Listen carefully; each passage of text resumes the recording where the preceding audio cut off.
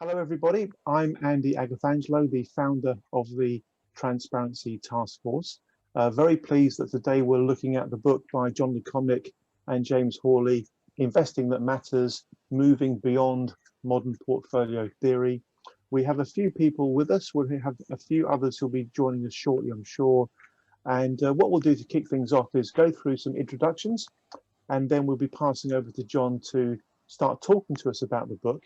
Let's go first of all to Kim Sweiter, and then we'll go to Martin, then we'll go to Yariv. Kim, to you first of all, please. Thank you very much.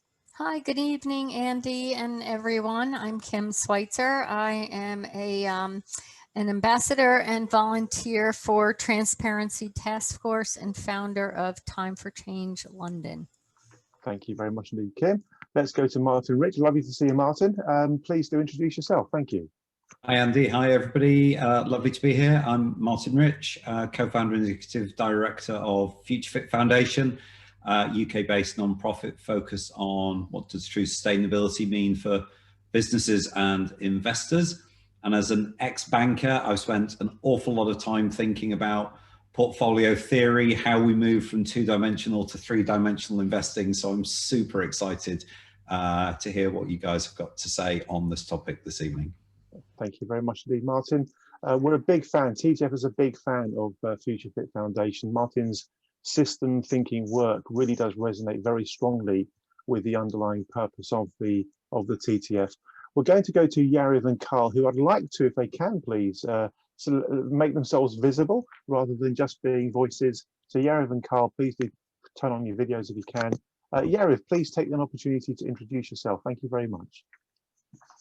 Andy, and good evening. I'm founder and CEO at Sparrows Capital, an asset management business. And as I'm experiencing some connectivity issues this evening, I'm switching my camera off so I can at least hear you and see the presentation. Thank you, Ravi. That sounds sensible because it does sound like a very weak connection, so that's probably a good move. Thank you, Ravi. Let's go to Carl Richter. Please introduce yourself. Thank you. Hi, good evening, everybody. I wasn't expecting to be on camera, so it took me a while. Great to see some familiar faces. John, you probably remember I chat maybe in New York when I was with the UN doing some consulting a few years ago. Martin, great to see you. So I'm with a company called EngageDex. We work in impact investing, and I'm very interested in the broader economic aspects and also data and technology. Carl, I'm really pleased you're with us for several reasons. One of them being, I need to pick your brains about the United Nations. We've got a very important project on the go, and it relates to the UN. I'll talk to you about it further in due course. So expect a chat about that, please. Thank you, Carl. Let's go to Michaela, all the way in Canada. So Michaela, please briefly introduce yourself. Then we'll go to Robert. Then we'll go to Pauline Creasy. Thank you. Yes, hello. I'm a quant. I actually have worked in physics, maths, and I, as a portfolio manager and risk manager. So I'm very interested in today's topic. I apologize, I'm trying to join with my video, but it's something wrong with my, can you see me? If I we can see you, Michaela. I cannot see anybody. I just hear you, but so I might need to restart my Zoom. But let's hope. I looked a bit at the book. I didn't read it. Didn't have time. And anyway, I hope to learn new things today. Good to have you with us, Michaela. We can see you and hear you perfectly well.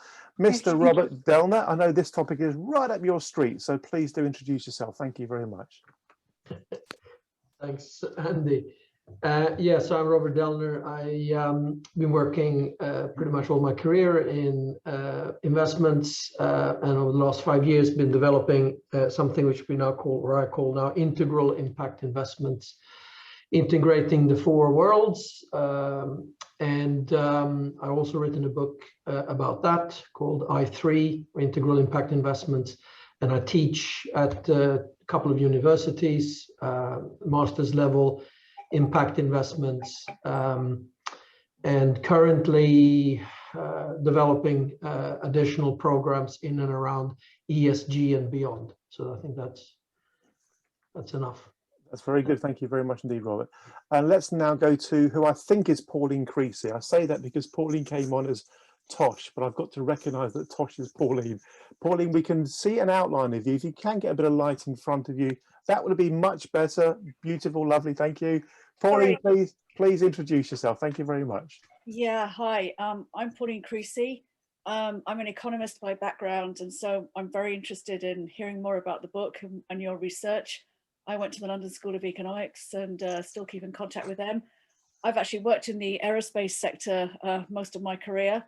And I know Andy and quite a few people on Andy's Transparency Task Force through being the chair of the Premier FX Liquidation Committee. We got caught up in a nasty Ponzi scheme scam and fraud, which seems to be highly prevalent in today's economic and financial systems. And so I'm very interested in knowing how we can make capitalism, as it's now become, a much better system, or do we need to do something in terms of shifting how it works, and basically anything that anybody's got to say, because clearly it's not working very well for the consumers and for the general public as it stands currently. So I'm just very interested to hear what you've got to say and listen and learn. Thank you. Thank you, Pauline. Thank you very much. And Diane, you've timed it just about perfectly. Hi, Diane. How are you? And please do introduce yourself. Thank you.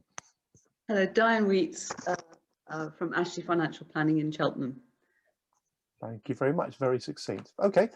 A few housekeeping notes. Number one, we are recording this session. We will be putting it all out on the internet.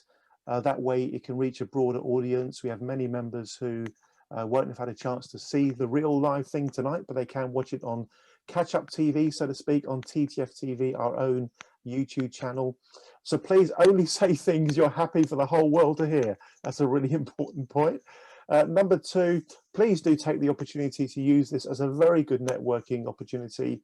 Feel free to, for example, put your details, contact details, LinkedIn profile, etc. into the chat. Why not do that? We can all make new contacts tonight.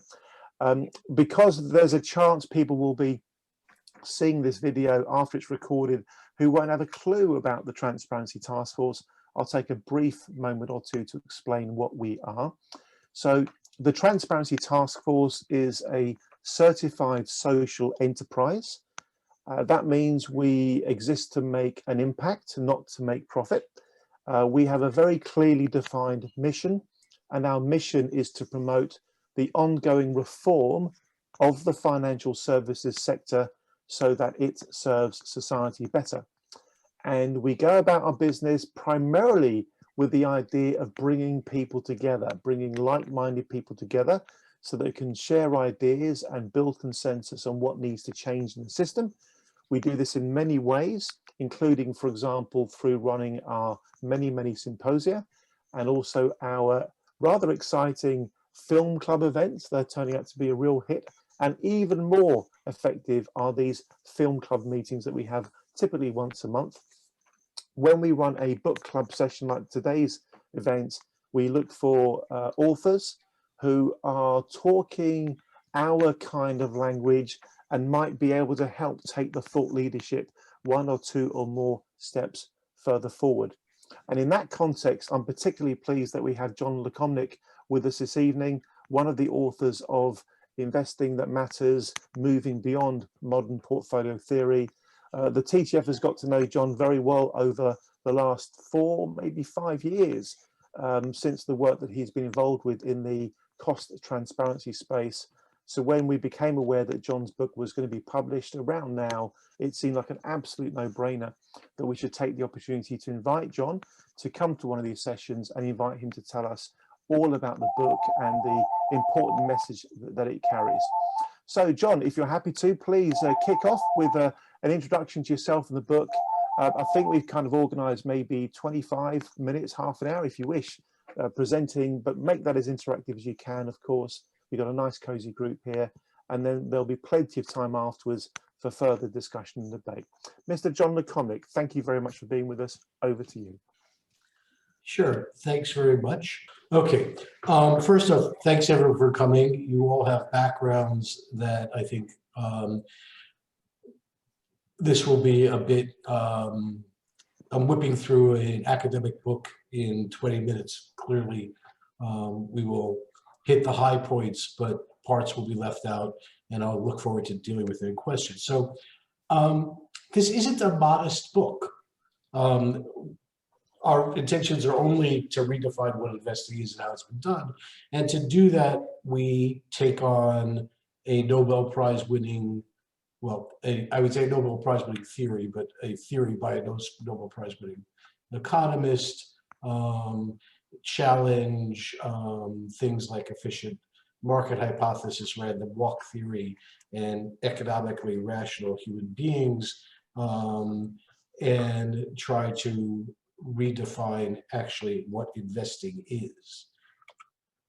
Now, I did a webinar recently in which a University of Berkeley law professor, Frank Portnoy, basically said this was a brilliant takedown of MPT and a good read. So we're not really trying to take it down, we're trying to evolve it, because MPT was a revolution. Now, MPT everyone thinks of as diversification, but in fact, diversification we trace back to Cervantes in 1615 in Don Quixote, saying don't put all your eggs in one basket. What MPT really did was provide the math to explain how diversification works and how to get the least mean variance portfolio out of the extant markets, or in common everyday parlance that doesn't use that jargon, how do you get the most return per unit of risk? But they define, modern portfolio theory defines risk in a very specific way. Volatility. That is the only thing that MPT cares about. It doesn't care about the cause of volatility. It doesn't care if it's the normal to and fro of the marketplace, or if it's the global financial crisis, or a pandemic, or a war, or income inequality, or anything else. And so it increases a disconnect between markets and the real world. And in fact, MPT is virtually unique as thinking about markets and economic decision-making as disjointed from the real world. What enables MPT to do that are three simplifying theories that I mentioned. First, rationality, what people call homo economicus. Second, random walk theory, which basically says you can't predict the future of the market. It's a coin flip. And like a coin flip, it doesn't matter what the coin flips before it was. An efficient market hypothesis in all its forms, strong, weak, which basically says that the market absorbs all information and is therefore efficient. And we think this creates the perfect myth. It's actually really easy to understand. It's very explanatory, and it's wrong, like all myths. And just to go through those three, in fact, a second Nobel Prize was given for behavioral economics that proved that humans are not this calculating, rational person. People are loss averse. They feel loss more than they feel opportunity cost, which is by definition not rational. Random walk is not true. There's path dependencies, meaning what happened before affects what's going to happen. I mentioned loss aversion.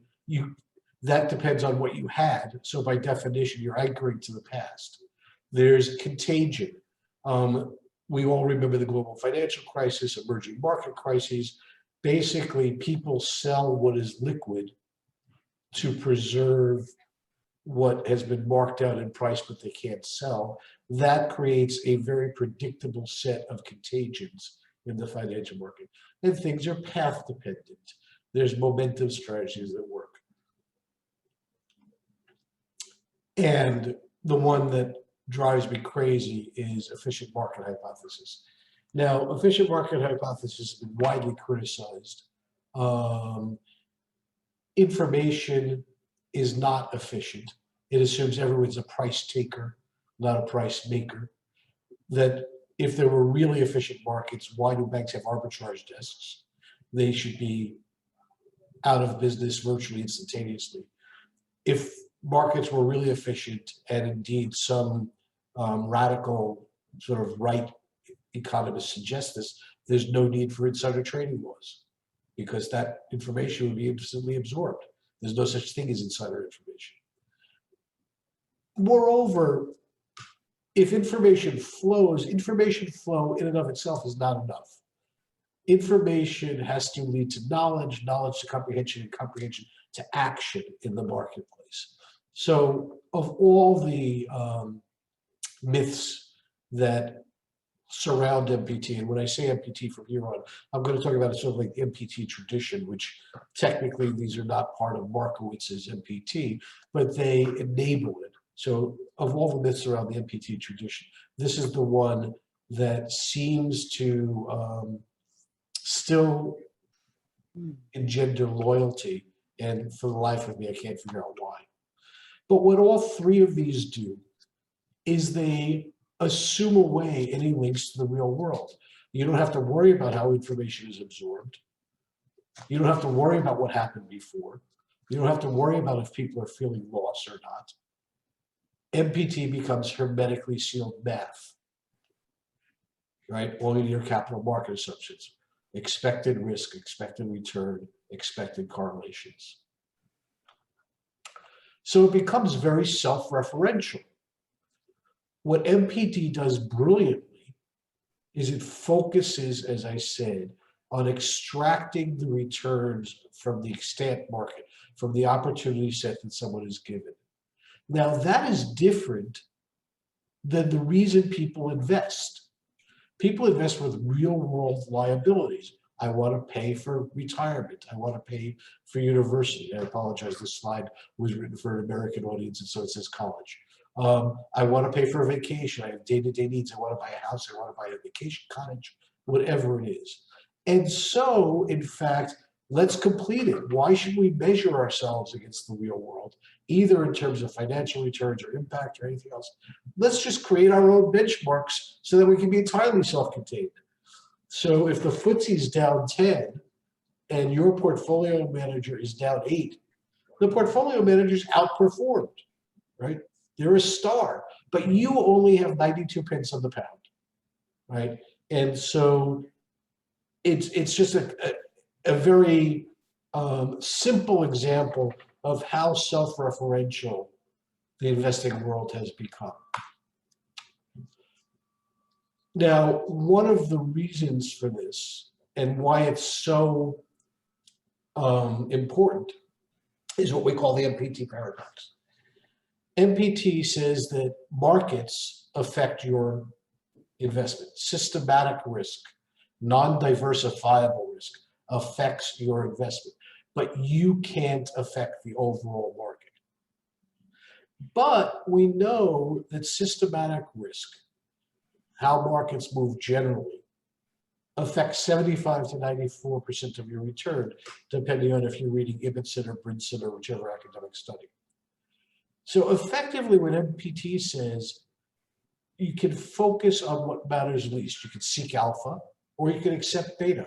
You can accept an index return, and whatever it is, it will be, and you are subject to the vagaries of the marketplace. But all investments have impact, including impact on the markets. The assumption of exogeneity is just wrong. We think of risk on, risk off markets, index effects, super portfolios. All those are your investments affecting the market. Now they're affecting it unintentionally. So why did Markowitz see it? Well, in 1952, when Harry Markowitz wrote Modern Portfolio Theory, the markets were 92% retail. Let me give you what a parallel, what I call the gravity conundrum. I'm a little overweight, and if I walk across the room I affect the gravitational pull between the Earth and the moon. Now that's factual, but it's also totally irrelevant. It's too small to measure, no one can see it, unless you're an experimental astrophysicist, you'd sort of think I was crazy. And at the very same time, someone else is probably walking the other direction. And that was Markowitz's market in 1952. Everyone was too small, you don't see it, everyone's walking in different directions. But today, we can affect things. We have large institutions, Legal and General, Fidelity, BlackRock, etc. And if you can unintentionally impact the markets, the question is, can you intentionally impact the markets? Can you affect non-diversifiable systematic risk in the marketplace? And what people have figured out how to do, what investors have figured out how to do, is to address the real world systemic risks, the risk to the environmental, social, financial systems, which often cause systematic risk in the marketplace. The marketplace is not where value is created or destroyed. That happens in the real world. And what third stage corporate governance activity and all this beta activism does now is it reunites that with the marketplace, not through trading, not through looking at a trading terminal and moving dots, but by going out and saying we can't diversify these risks, but we can mitigate them. And we'll get into that more later. And the way you mitigate them is in the real world. This is probably the single most important slide in the presentation. If you think about it, MPT targets idiosyncratic risk. The technique uses diversification, and it plays in the capital market to create the least mean variance portfolio, or how do I extract the best possible return from the market as a given. Third stage corporate governance attacks non-diversifiable systematic risk. It does that by playing in the real world, by trying to mitigate the systemic risks to the environmental, social, and financial systems. And its goal is to improve the overall market risk return profile. Since many of you work in finance or economists, I will put it this way. If the entire market were a portfolio, what this third stage corporate governance or beta activism activity tries to do is improve the Sharpe ratio of the overall market. Then you can use MPT, but you're using it starting from a much higher base. I'm going to go through a couple of campaigns, but there are 100 or more beta activist campaigns. As Andy knows, a year ago, I was honored to be a visiting professor at the Judge Business School in Cambridge, and we were writing the chapter. And we had initially thought 4 years before that we would just profile all the campaigns. Well, in the 4 years, practice led theory, and there are so many that we couldn't possibly. So we just did a couple of exemplars in the book. So I do want to go through 4 to give you an example of what I mean by this and some of the tactics and techniques. And I'm going to pick 2 that are industry-wide and 2 that are system-wide, because people always think, I mean, the traditional is you focus on the company, and that is not what this is about. This is about systems and systemic risk in the real world that becomes systematic risk in the marketplace. But people ignore the industry level a lot. And yet it makes perfect sense that the same risks would affect every company in the system. So antimicrobial resistance is what our friend Raj would call a preventable surprise, much like COVID was. The UK government, the Wellcome Trust, did a study 3 years ago now, I think, that said left untreated antimicrobial resistance, superbug bacteria, will cost the global economy $100 trillion and 10 million excess lives lost by 2050. And this isn't a dystopian nightmare. I mean, the fact of the matter is that we now have 50,000 deaths a year in Europe and the US due to antimicrobial resistance. Where does it grow? Well, it grows in two ways. It's basically from overuse of antibiotics.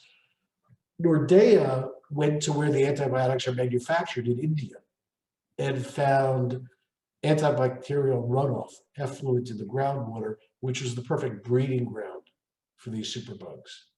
And they worked with the Pharmaceutical Association, the government of India, and in fact, the government of India within 4 years proposed new groundwater regulation. They're cleaning up their act there. In the US, the shareholder comments, and a bit of disclosure here about the board of this NGO, although I got on the board of it after this event, but still, filed a shareholder proposal with Yum Brands. Yum is the parent company of Taco Bell, Pizza Hut, and KFC. And the food chain, chickens, beef, etc., also abuses antibiotics.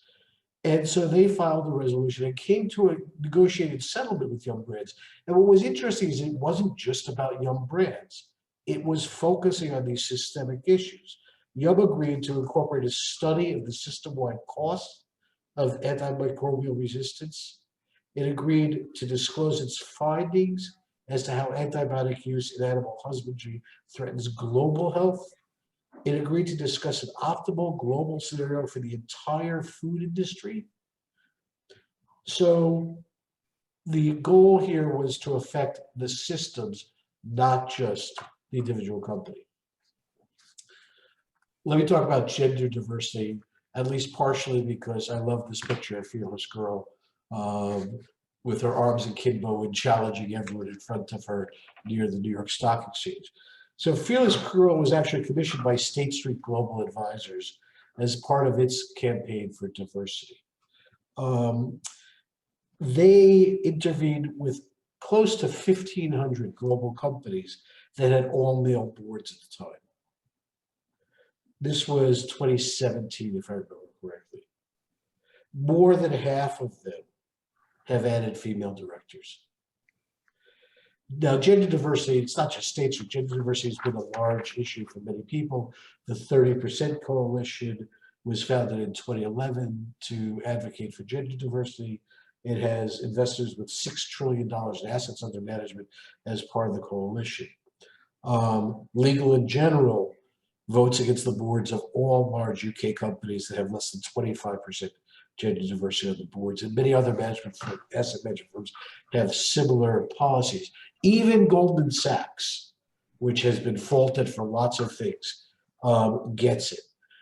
Even in the IPO market, where they make a ton of money, they, as of this year, will not serve as a lead underwriter for a company unless the proposed board has at least 2 women on it. And by the way, this actually is making a difference. You can see the numbers on the screen, and there are clearly a lot of factors. There's the Me Too movement. There's a law in California that mandates gender diversity on boards of companies incorporated there. But I will tell you, there is a new academic paper out that says even when you correct for all that, investor pressure was responsible for companies appointing 2.5 times as many females in 2019 as they did in 2016.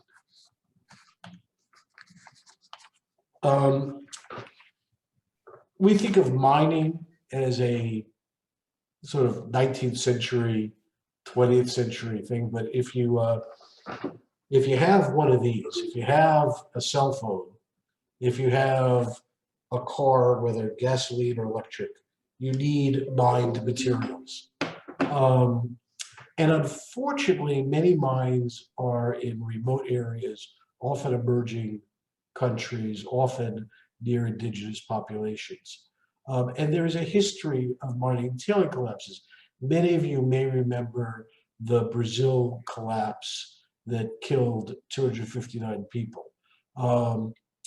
Well, it turns out what happened is when you mine things, you get toxic sludge basically as a byproduct. and you hold it in ponds until you can remediate it behind what's called a tailings dam. It turns out there were tailing dam collections about once every 2 months, somewhere in the world. You just didn't hear about them. They were remote. They only killed 3 people instead of 300, etc. But it had real economic effect on the industry. I mean, Vale, when this happened, lost $19 billion in market cap. So an investor initiative got together, and it actually has, working with the industry, with PRI, and with the UN, resulted in a new standard for safety. And this is a classic sort of third stage corporate governance activity. Let's set a private sector standard to prevent a race to the bottom. The industry has accepted it. The other thing that is, as I said, no one knows where these mines are. They're on private property in remote areas. They have now mapped more than 3,000 of these dams. They know what they're made of. They know when they were last inspected. More than 2/3 of the industry has now responded to them. And then I'm not going to talk a lot about climate change because it is the consensus systematic risk and everyone talks about it. And I'll just note that there's so much going on in climate change that I love the London Stock Exchange and PRI pamphlet that just came out last month.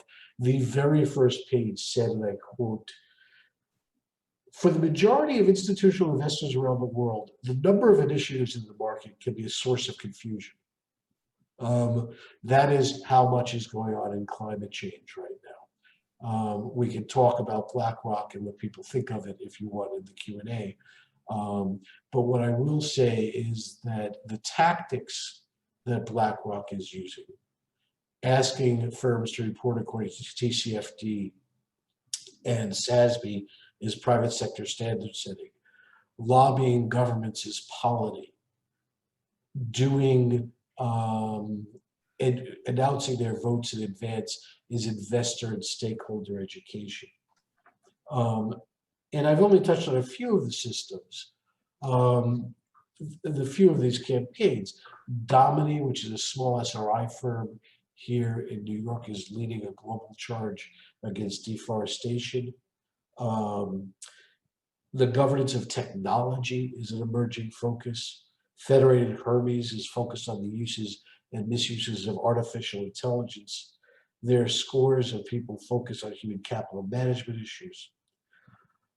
And so the question becomes, why aren't these things seen as what they are, which is sequential manifestations of investor attempts to mitigate systemic risk before they create volatility in the markets?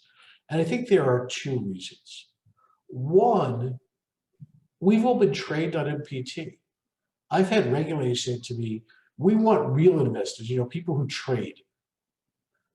Well, I will tell you that some of the people who do the stewardship on these systematic issues create literally hundreds of billions of dollars. The Boardroom Access Project, Boardroom Accountability Project, out of the New York City Comptroller's Office, which has set a de facto standard for a methodology to nominate board directors in the US. Even though it's only been used once, the estimates are it's created 53 basis points of excess value.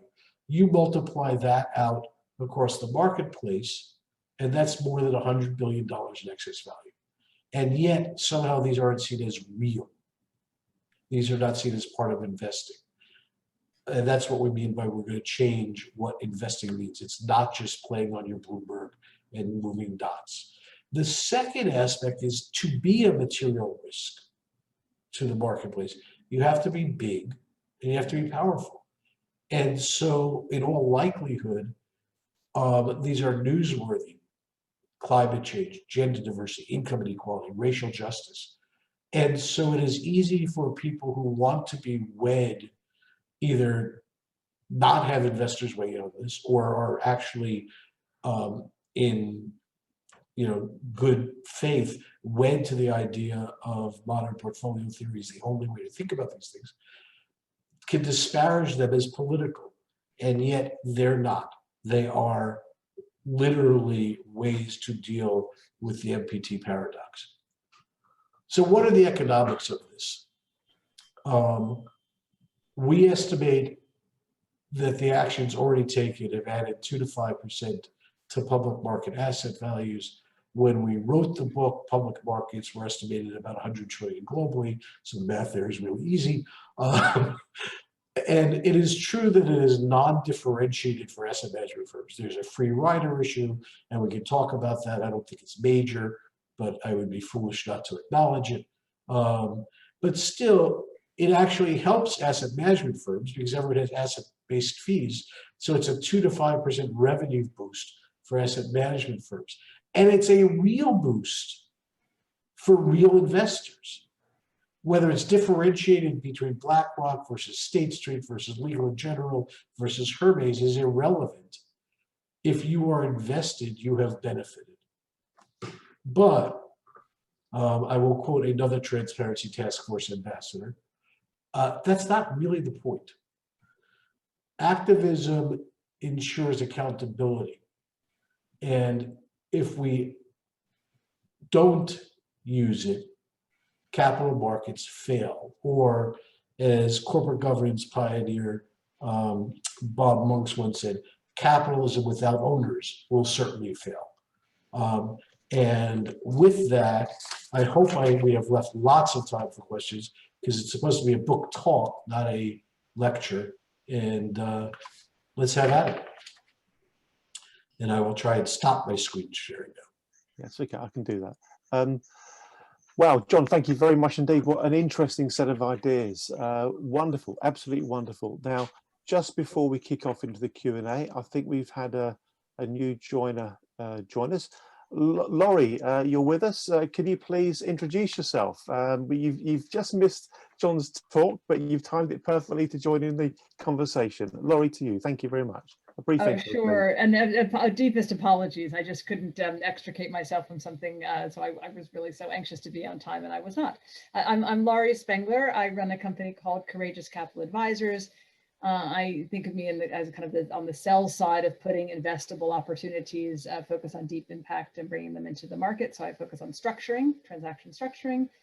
So this conversation is deeply relevant because I'm constantly pitching those who have the capital and trying to figure out how they are looking at building portfolios and putting some of the deeper impact opportunities within those portfolios. Thank you very much indeed, Laurie. Lovely to have you with us. Martin Richards put his hand up already, so let's go straight to Martin. Martin, please tell us what you're thinking. Once you're off mute, there we go. Helps if I unmute first. Firstly, John, thank you. Awesome. Very, very well presented and explained. And I 100% agree with all of your opening shots about why MPT doesn't work and where it fails, and agree where it does work and where it does make sense. And I love the hypothesis you're going into. This is exactly where I spent the last decade of my life thinking, and indeed why I ended up setting up Future Fit Foundation. Where, you know there's a but coming, where I would love to dig deeper, because I didn't hear it coming out, was the two, what the EU would call double materiality. And I didn't hear a differentiation in what you were explaining there. And I agree that, except that you had a very short period of time. You've clearly done far too much thinking about this to have not considered that.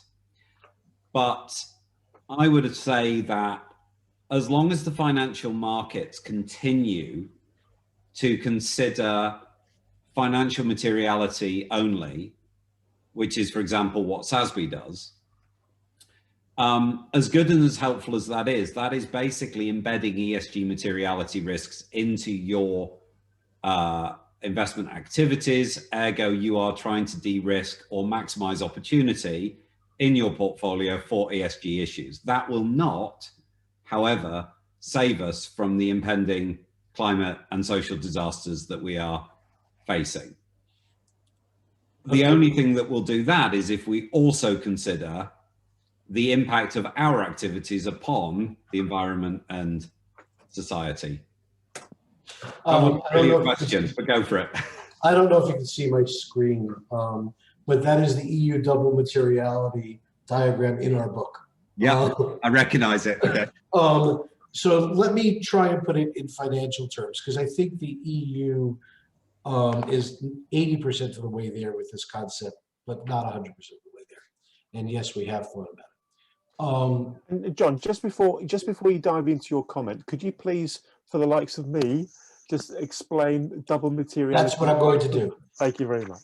So with the EU's, I'm going to explain it all generally. Materiality has traditionally been considered, what does the world do to your company, or what we call outside in materiality. If you are a agriculture company, you need clean water, but it doesn't necessarily consider, unless you have to deal with regulatory or other reasons, what that water looks like when it flows out from your agriculture. And what the EU has done is said there are two types of materiality. There's this outside-in materiality for investors, but there's also an inside-out materiality. What does the company do to the world? And it then says, and it affects investors, stakeholders, communities, etc. And I think where we have taken it a step further is when you reconnect that into a feedback loop, it's not like it's two separate sets of materiality. If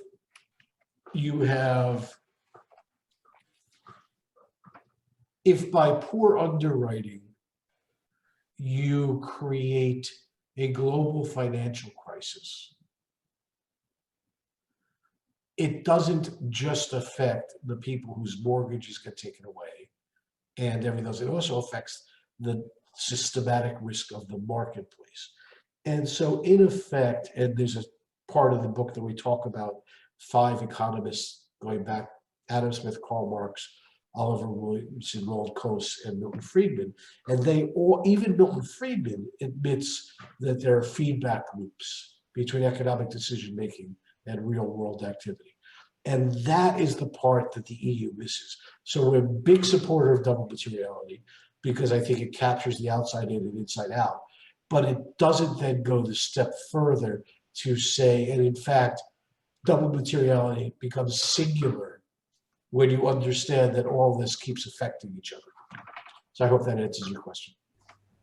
It absolutely does. And I think you're right. The taxonomy doesn't go there, although arguably as a taxonomy, it perhaps was never going to. But I think the point you put your finger on is that's the point. Actually, it's most of the investors, certainly in Europe, miss that next point. And that's where hopefully writings like what you've done will help people to start making that connection. So here's our theory of change. Practice has led theory, but theory is holding back practice. And the academy has not viewed this. There have been a lot of systems level books right here. Our friends Steve Leidenberg and Bill Burkhart, who are some of the leading thinkers in the SRI world, have a great new book out at the same time called 21st Century Investing, where they talk about how to do this. But they start from an SRI point of view. They start from, you should do this because it's the right thing to do. We wanted to start from a purely finance point of view. We get there, we get to the same place, but we think that by influencing the teachers, the academy, and hopefully the regulators, we can move the debate quicker than another book that says how and you ought to. We're saying why and then a little bit of how. So they're great complementary books, and we've done programs together. But that's our theory of change, and you're right, people don't get it, and we're trying to make them get it. Thank you. Gentlemen, thank you for explaining that in such clear terms that even I understood it. That was great. Really interesting indeed. Please, who'd like to go next with a comment or question? Mr. Robert Delner, I'm sure you've got something going on in your mind. Please share with us what it is. Robert, to you. Thanks, Andy. Well, I mean, it's not really a question. I'm curious to sort of hear from you what you think. What has the reception been to your book, and what is the sort of the nearline community, but also the industry itself think about the sort of the transformational change, which kind of some of these initiatives is asking them to do, and you know, the Goldman Sachs apart, you know, what does a Hermes? I mean, Hermes is quite ahead of the curve. But in general, what has your reception been, and what do you think the industry itself over the next sort of decade or two will change into? I mean, absorbing these ideas and moving some of this technology into their own portfolio management systems. What do you think that will look like? So the reaction has been wonderful so far, but the book came out April 30th. We've been talking about it since April 1st. So if you think about it, sort of a series of concentric circles, we're talking to our friends and people who are inclined to like it initially. Now that's broadening out somewhat. But we're really pleased. It is not that I trust Amazon numbers, but in the US it's been the #1 new macroeconomic book for 6 weeks running or something. Having said that, let me give you I think things are heading in the right way. We are at a moment where the systems level thinking matters. I mentioned Stephen Bill's book. A woman, Mirtha Caraspelli, I'm going to mispronounce her last name, did a great paper early this year on systems level investing SDGs. Delilah Rothenberg has done a great paper on ESG 2.0 and what it means in private equity in particular. And they all are looking at systems level thing. And I'll give you some context here. Jim and I did a white paper for the Pensions Insurance Corporation in the UK in 2018. And we put forth a forerunner of this. Obviously, it's 3 pages or 5 pages, not a book. And we got basically decent response, but also some response, a full-throated MPT-based denial from Allianz Global, which we put into the responses because you should. And it was all about how you can't do this, it doesn't work, it's against efficient market hypothesis, all the things you would expect. Within 2 months after that, by the way, Allianz, the parent company, announced it was ending underwriting of thermal coal facilities, and it was decarbonizing its portfolio. And now, of course, Allianz is one of the leaders in the zero carbon initiative for asset managers. So they have gone a step. The zero carbon initiative, which is asset management firms say they will be carbon neutral by 2050, but make material progress and report on that progress prior to 2030, which is really the key, because anyone can promise anything for 30 years from now, right? Was just founded late last year. By the end of March, it had 1/3 of the world's capital under management signed up. I think the world is getting there, particularly on climate change. I don't think the world has yet understood that climate change is unique in that it has a scientific basis. We may all agree that income inequality is an issue, but I can't tell you what the exact right Gini coefficient is. But it's not unique in terms of causing non-diversifiable risk in the marketplace. And yet, the world is moving in that direction. The principles for responsible investing have changed their competition, their stewardship 2.0 competition which I'm pleased to be a judge for, is based on have you affected systems. The FRC's Stewardship Code 2020 has a requirement that asset managers talk about how they have collaborated to deal with system risk. So I see positive directional change over the last 3 years. It's, not all of us want to accelerate it, all of us want to make it faster, bigger, better. But at least the directionality is correct. Thank you, John. Thank you, Robert. Who'd like to make a point? If nobody wants to put a hand up now, I've got a question to put to John. Are you allowed? I think I am. I think I am, John. I think I am. Carl, I saw you moving towards your screen then. Carl, would you like to make a point? Go for it. Thank you. Yeah, thank you. I was quite inspired by Martin's comment. And first of all, John, thank you very much for a very eloquent summary of the book and very thought-provoking ideas as well. The idea, the discussion of materiality, and then also the last slides, we were talking about primarily negative externalities, prompted a thought around seeing how negative externalities are now being priced almost right across the board as a mainstream activity in some way, if that's sort of a correct interpretation. And so it got me to wonder whether on the issue of positive externalities and looking, wondering in the research that you've done and looking at trends and where things are going, do you also see that positive externalities are being factored in? We know people on the call might be familiar with sort of outcomes payment instruments like social impact bonds, where that is happening in a very niche way, where people are actually saying we're buying the positive effects and we're prepared to pay for them. But are you seeing those trends across the board? We do talk about positive externalities in the book. I think you mentioned one of the really interesting things that's going on right now. Fixed income instruments are now pricing reductions in greenhouse gas emission or increases in diversity, equity, and inclusion within a company, and you get a discount on the rate you are paying if you hit your targets. Now, some of these discounts are real and some of them are relatively minor. There was a famous one recently, and I forget the issuer, but it was a 1 basis point. But it got so much attention that the reputational risk of not hitting the targets and having to pay that 1 basis points, I think is pretty material. So I do see that. I also see an increasing number of corporations making statements about, in the United States in particular, about things like income inequality, voting rights, and racial justice. And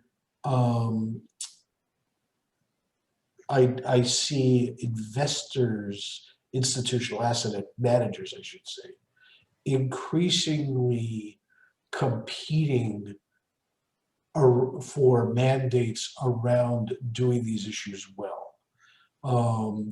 And so you will now, virtually every major firm now issues a stewardship report. Didn't exist 5 years ago. If you look on LinkedIn, you can't hire enough ESG analysts or stewardship professionals or engagement people. It is the hottest hiring in the industry. I shouldn't say it. It's barbell. Data analysts and engagement people are the hottest 2 areas in the industry. So I think things are moving in that way to consider positive externalities. But it is, there was recently an interesting talk at the Responsible Investment Association of Australia in which the keynote speaker said, everyone wants to make it easy to do good. I'd like to make it a little harder to do bad. And he went on to explain why. And so I think the natural inclination in these presentations and the natural inclination in pricing things is to try to put a price on carbon, look at turnover due to racial injustice, all those things, as a way to make it harder to do bad. Thank you very much indeed, gentlemen. Thank you. Would anybody else like to make a point at this stage? We haven't yet heard from Pauline or Diane or Michaela or Laurie or Kim. So would one of you like to share your thoughts? Thank you. Yes, please, Diane. Thank you. You're on mute, Diane. That's it. I'm just wondering how your ideas can be distributed amongst the colleges which teach modern portfolio theory and also efficient frontier, because it's absolutely embedded in everything. Exactly. And I just wonder how you can disrupt it. So when I very first looked at efficient frontier market, I thought, well, this is rubbish. You know, human beings are not all rational for a start. You know, so and certainly there's not ever going to be all the information around. But yet this is absolutely the gold standard for any kind of analysis or the start of it. it is and it isn't. First, if you can help, please help. Second, I mean, it is an academic book. It's supposed to be bought by colleges and universities. Yeah. Third, part of the idea for the, or I should say the idea, part of the refining of the book happened when I attended a GRAFSFI conference. GRAFSFI is the Global Research Association for Sustainable Finance and Investment, and it's all university professors. And so, in fact, 3 of the blurbers of the book were Christelle Dumas, who is an associate professor at ICHEC in Belgium, Fabrizio Ferrara, who is professor and head of strategic management department at the IESE Business School, and Carolyn Flammer, who's the associate professor at BU and chair of the PRI Academic Advisory Committee. So we are trying, because I absolutely agree with you, as I said, that is our theory of change, that the teaching of this flawed theory is holding back practice. So I think you have intuitively understood that. We are trying to get there. My co-author, Jim Hawley, heads a small academic network. He's a professor emeritus in economics from St. Mary's in California. And Jim heads a small academic network for True Value Labs, which is an AI company that deals with ESG issues, that's now been bought by FactSet. So we're also trying to engage them. But it is hard. This is retail, and I'd like to figure out a way to do it wholesale.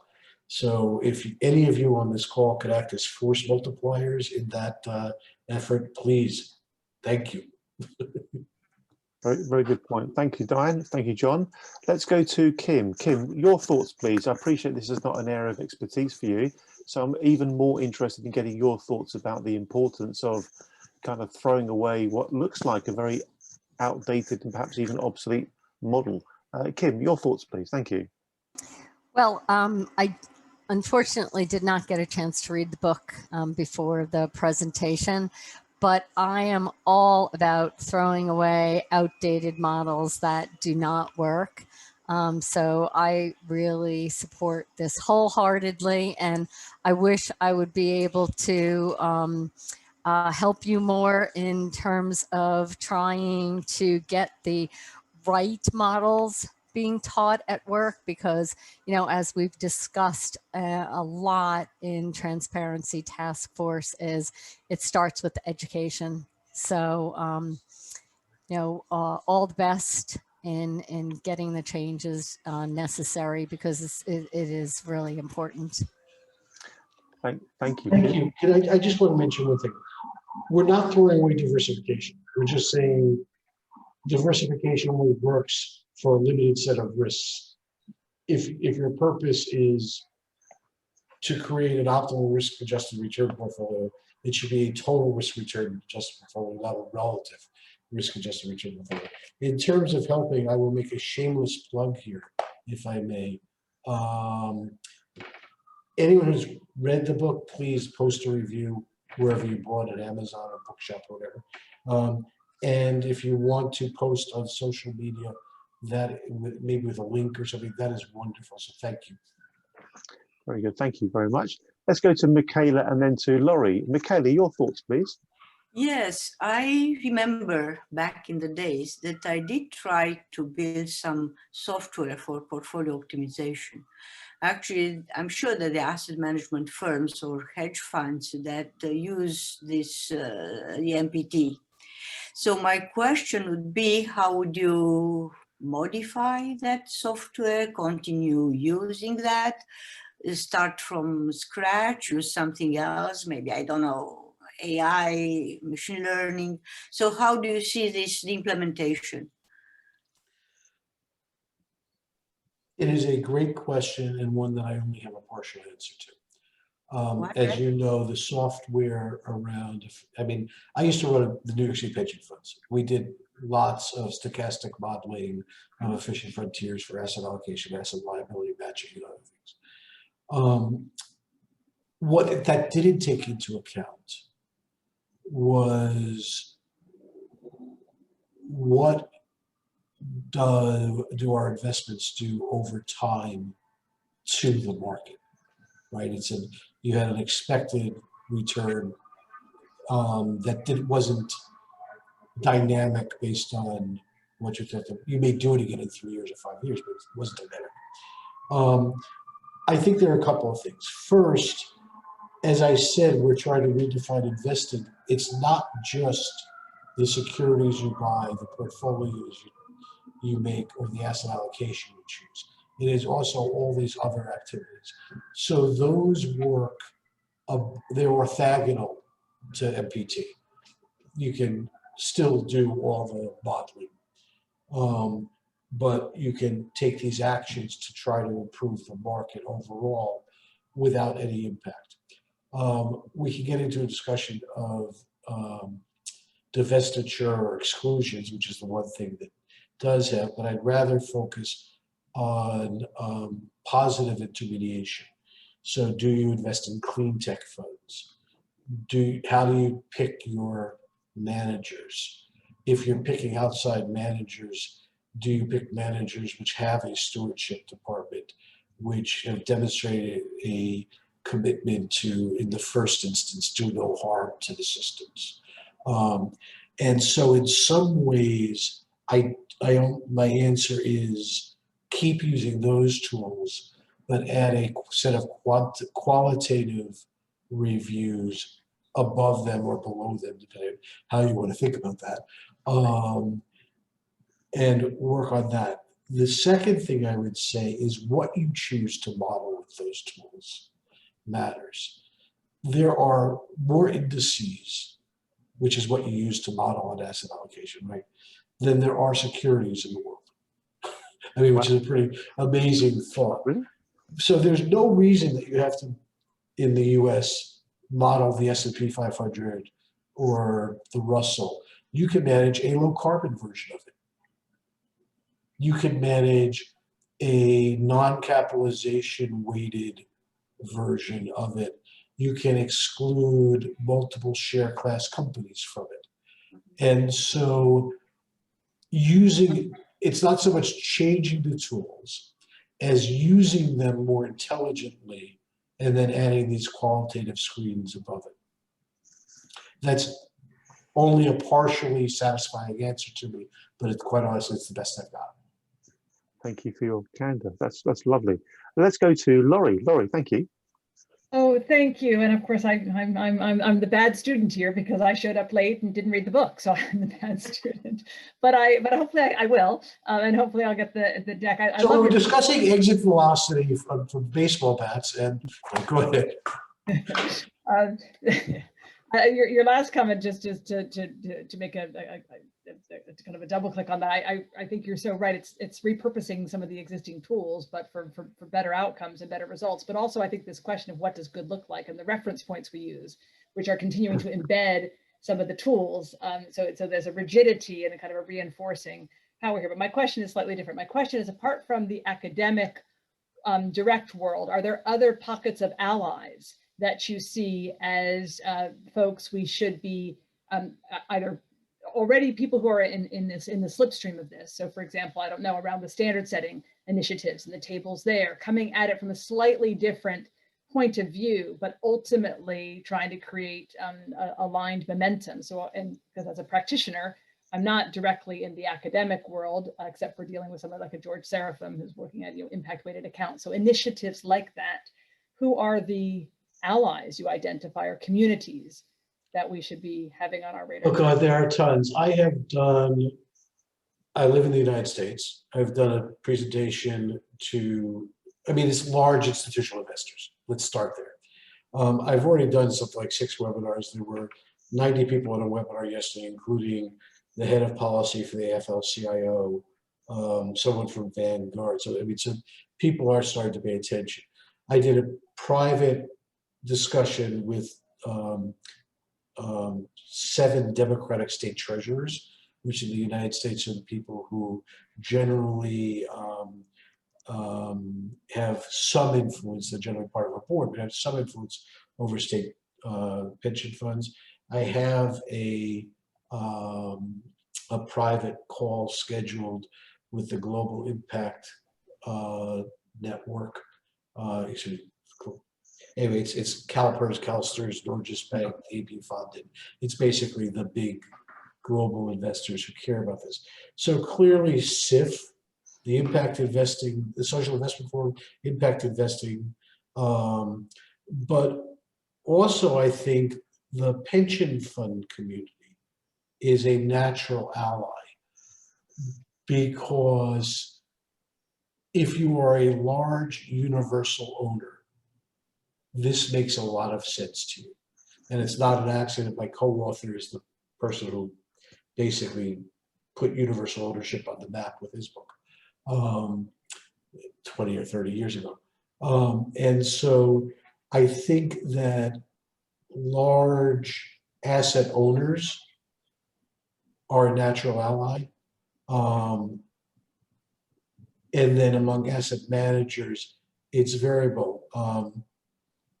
Sasha Sedan, who is now going to the Financial Conduct Authority to head up ESG there, but had been on the board of Legal & General, was a major supporter. He came and taught a class for me when I was at Cambridge, and he blurbed the book. So large asset owners, large asset managers, impact investors, socially responsible investors, and increasingly the CFA societies, which is a great, I said wholesale versus retail, they are a great wholesaler of this. Very good indeed, thank you. We're going to go to Pauline, then we're going to go to Yareth, and then we'll start bringing things to a close. Pauline, yes, please. Hi, thank you. Great presentation. I was interested in what you just said, actually, about the increasing impact and interest. May I ask, what has been the response when you talked to some of the big banks that you mentioned? Have they invited you in to give talks to their managers? You know, you mentioned Goldman Sachs, for example. Not yet. The book's only been out technically since April 30th. But when we did the Pension Insurance Corporation, I'll accept any invitation they give me. That's the first thing. So if anyone here has, when we did the Pension Insurance Corporation in 2018, we did do the rounds in London and previewed some of these theses. And we spoke to Legal & General, M&G, Fidelity UK, about 10 of the large asset managers. And at that time, quite honestly, there were varying levels of acceptance from, yeah, this makes perfect sense, we get it, to, what are you talking about, you're crazy. But that was 3 years ago, and I do think that it's moved a bit. Thank you for that. May I just ask a quick follow-up question? I think you're known by your previous books too, and so I guess the banking industry will know that. It's not just what you've done in your most recent book. You're coming at it from a completely different angle. So I'd imagine it's of great interest to them, great intrigue as well as interest. So may I ask, you showed on a slide the bridge that collapsed with the toxic river running underneath it, I think in Brazil. Yep. Has there been any useful material data come back from that in terms of what the Church of England pension fund and the other people that funded that? Has there been any good data coming back on, you know, the creative, you know, the positive impact from what they did? It depends what you mean, and this is always an issue. There is very good data about what the industry has agreed to and what percentage of the industry has agreed to it. I don't know if they have tried to quantify that in terms of financial returns, which is a good question. I just don't know the answer. Thank you. Yeah, because that would obviously be, you know, a great story, wouldn't it, to give out in your presentations? I think it would be very powerful. As I said, the best is this academic study of the New York City Boardroom Accountability Project. And the only reason that was able to be quantified was because it was this very strange natural experiment. The SEC had tried to propose this rule, so it was in effect for a little while, or thought to be in effect. A court turned it down, so it was not in effect, but allowed what's in the US is called private ordering, meaning you could do it if you want. But only 6 companies in the S&P, in all of the US had it, and it's expensive to run those campaigns. Then the New York City fund said they were going to do it at 75 companies, and now it's a standard for most large cap. Most of the S&P 500 has it, 600 companies. So it's become a standard, so they've been able to sort of measure it. But most of these things, unfortunately, are double variable equations, right? How do you judge the contrafactual if we hadn't done something? And so that's why some of these are hard to quantify. They're easy to, I got asked this question the other day in an academic setting, and I said, well, you're a finance person or an economist? And they said, we're a finance person. I said, well, my answer isn't going to satisfy you then, because I will give you all the bits of evidence, the directionality, the magnitude, but it's far from second decimal point precision. So I gave him an economist answer.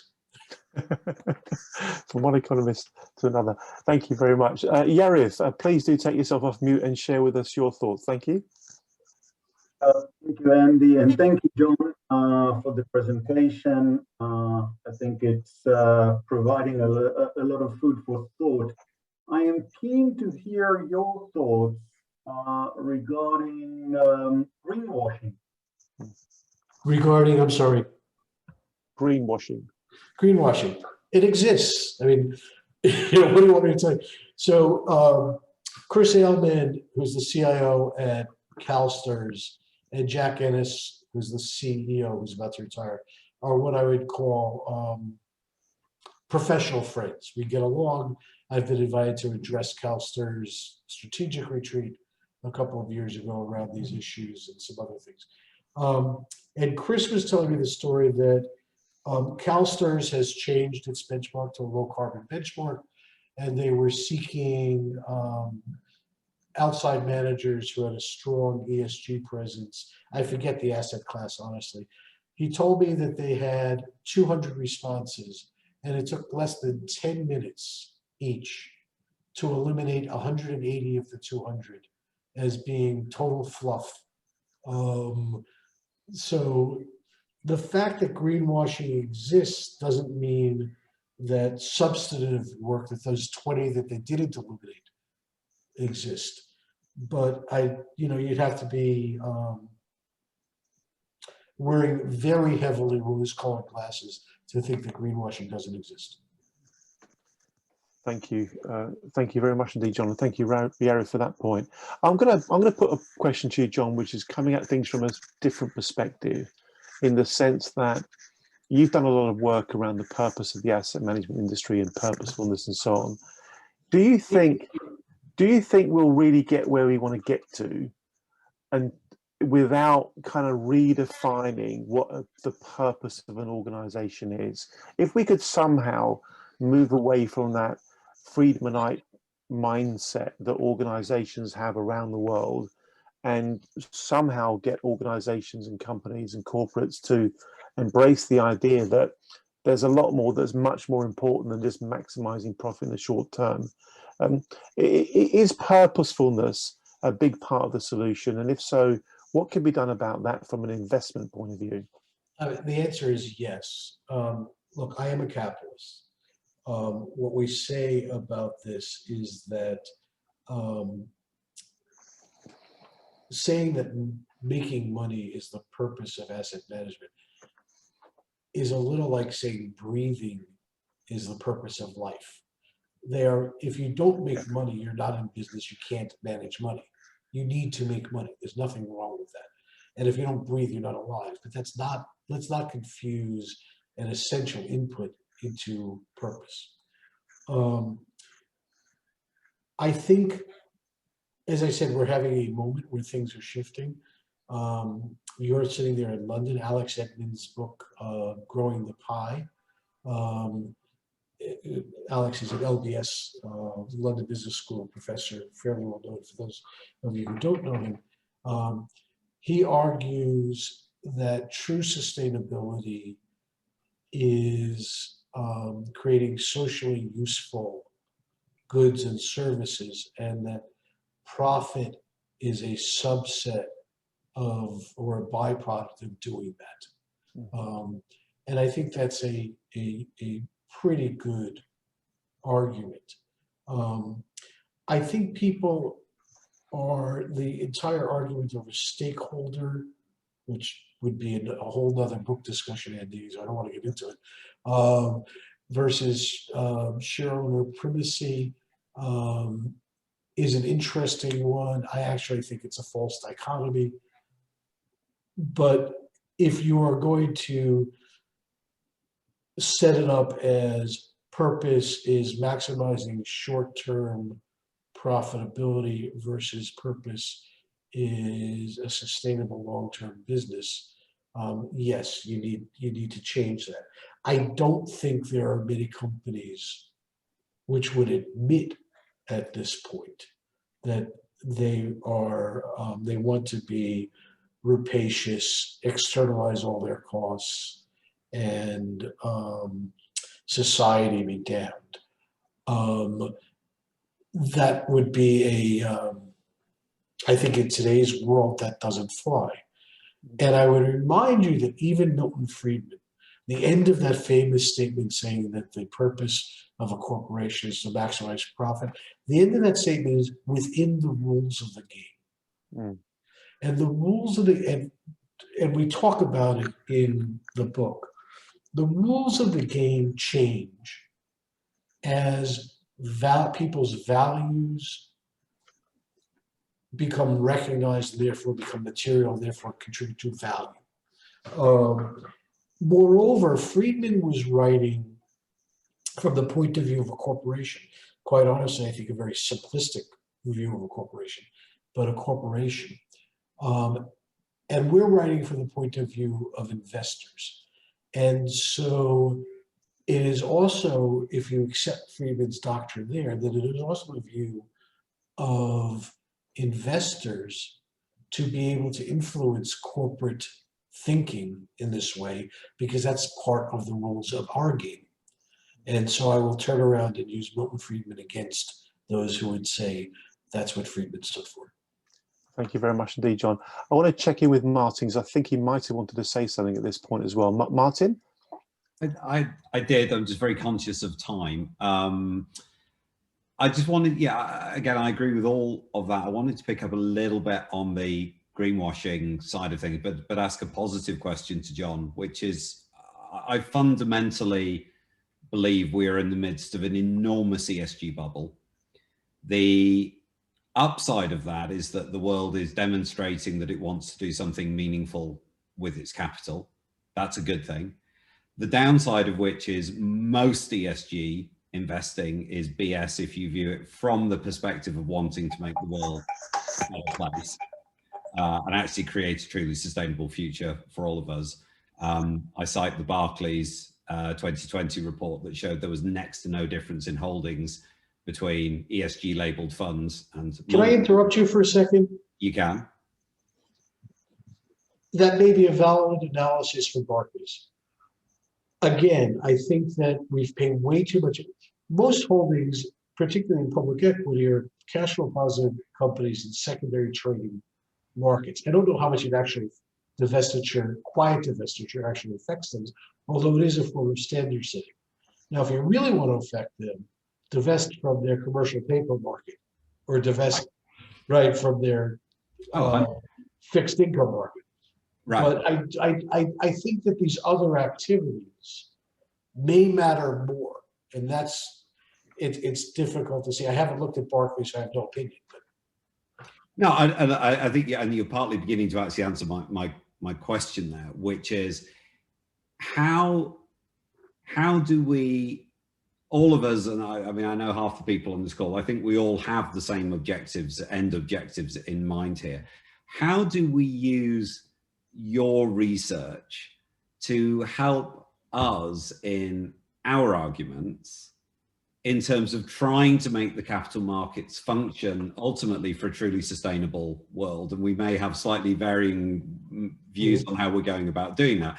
But our end goal here is to tackle climate change, is to make the world a more just and equal place, and to use functioning capital markets and functioning business to be part of that solution. How do I use your work to further what I'm trying to do? First and foremost, it is a finance book. And so you can counter people's, well, that's nice, but that's your preference and it has nothing to do with what we do. In fact, it does. Why are you want to create, I mean, I've said to people, what are you trying to do? Oh, we're trying to create the least mean variance efficient. I said, so you're trying to get the biggest unit bang for your buck, right? I said, yeah. I said, okay, why are you ignoring 95% of my portfolio? What do you mean? Well, diversification, you do know diversification only works on idiosyncratic risk. Yeah, well, but you can't do anything about, what if you can? There are feedback loops. Here's, and so I think it answers the denier's question. The second thing it does is it provides an answer on fiduciary obligation. Why is this a legitimate activity as opposed to a political expression of will? And that is something that still gets brought up in its, I mean, I can't tell you how many consultants would say, well, you can do it, all other things being equal. And I'm sorry to say, all other things are never equal. All investments have impact. Why are you assuming that I'm not part of the market that can affect the market? I want to affect the market. And it's hard for them to fight with that argument. So I think what we're trying to provide is intellectual arguments for you. Wonderful. I think that brings us to a really, really nice place to close the session. I think Kim has a question. Oh, yes, yes, Kim, go for it, Kim. No, I was just gonna, you had mentioned Alex's book, Grow the Pie, and I apologize for my dog who's barking right now. And it was interesting because his premise is all about leaders being intrinsically motivated. And he recently gave a webinar with another professor. His last name is Bebchuk, who Lucian. was, yeah. There was a fight with Lucian, yeah. Yeah, who was arguing for more regulation. And it was I thought it was a really interesting discussion, but in terms of that point around, leaders having to be intrinsically motivated, and then the greenwashing, and then what Martin was just saying, like, how does that all fit together then? That is not my area of expertise, quite honestly. So I'm not going to speculate. I don't agree with everything that Alex writes. I don't agree with everything Lucian writes. I think they're really interesting thinkers.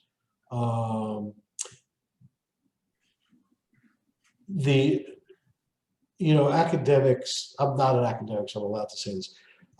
Academics make their reputation by slicing things ever finer. And sometimes they push themselves into a corner. And Lucian, actually both of them, Lucian has a very high profile, and he is a huge believer in shareowner primacy. That the stuff I'm talking about, it's okay, but if you really want to do this, then we need government to tell us what to do about climate change or anything else. And I don't know why Lucian thinks the two are mutually exclusive. But Lucian has staked that out as his territory. Thank you very much.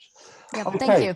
I guess, folks, there's only one more thing to do, and that's something we're all going to want to do, I'm sure, which is to show our appreciation to John for telling us about his great book. Thank you very much indeed. Thank you, John. Thank you for inviting me.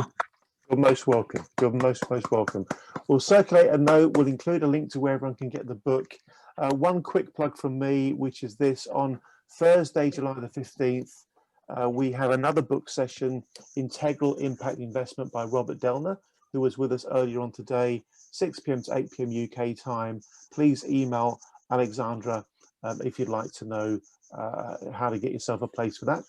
And on that note, we'll bring the session to a close. Thank you all very much for being with us and for participating so fully. Great stuff, John. Thank you very much indeed. Super stuff. Thank you. Take care. Bye. Bye all. Bye.